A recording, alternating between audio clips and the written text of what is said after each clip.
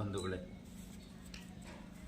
ಇದೇ ತಿಂಗಳು 12, 13, 14ನೇ ತಾರೀಕು ಪುಷ್ಪಗಿರಿ ಮಹಾಸಂಸ್ಥಾನದಲ್ಲಿ 2 ದಿನಗಳ ಕಾರ್ಯಾಗಾರ ಮತ್ತು 3ನೇ ದಿನ ಶ್ರೀ ಬಸವರಾಜೇಂದ್ರ ಮಹಾಸ್ವಾಮೀಜಿಯವರ 21ನೇ ವರ್ಷದ ಪುಣ್ಯ ಸಂಸ್ಮರಣ ಕಾರ್ಯಕ್ರಮ ಜರುಗಲಿದೆ. ಈ ಕಾರ್ಯಕ್ರಮದಲ್ಲಿ ವಿಶೇಷವಾಗಿ ಪುಷ್ಪಗಿರಿ ಗ್ರಾಮೀಣಾಭಿವೃದ್ಧಿ ಸ್ವಸಹಾಯ ಸಂಘದ ಸದಸ್ಯರಿಗೆ 12ನೇ ತಾರೀಕಿಂದ 2 ದಿನಗಳ ಕಾಲ ಸ್ವಯಂ ಉದ್ಯೋಗ, ಬದುಕಿನ ಬಗ್ಗೆ, ಆರೋಗ್ಯದ ಬಗ್ಗೆ ಹೀಗೆ ವಿಶೇಷ ಉಪನ್ಯಾಸಕರಿಂದ ಕಾರ್ಯಾಗಾರಗಳು ನಡೀತಾ ಇವೆ.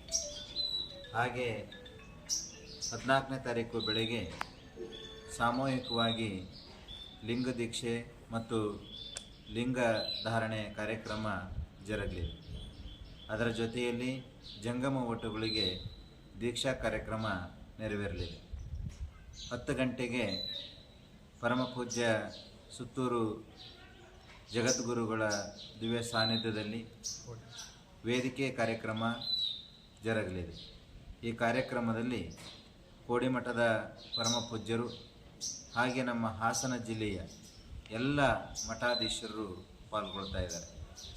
ಈ ಕಾರ್ಯಕ್ರಮದಲ್ಲಿ ವಚನ ಗಾಯನ, ವಿಶೇಷವಾಗಿ ಬಸವರಾಜೇಂದ್ರ ಮಹಾಸ್ವಾಮೀಜಿಯವರ ಕೃಪೆಗೆ ಪಾತ್ರರಾಗಿ ಅವರ ಸೇವೆಯನ್ನು ಮಾಡಿದಂಥ 6 ಜನ ಹಿರಿಯ ಸದಸ್ಯರಿಗೆ ಪುಷ್ಪಗಿರಿ ಗುರು ಸೇವಾ ಪ್ರಶಸ್ತಿ ನೀಡಿ ಗೌರವಿಸಲಾಗ್ತಾ ಇದೆ.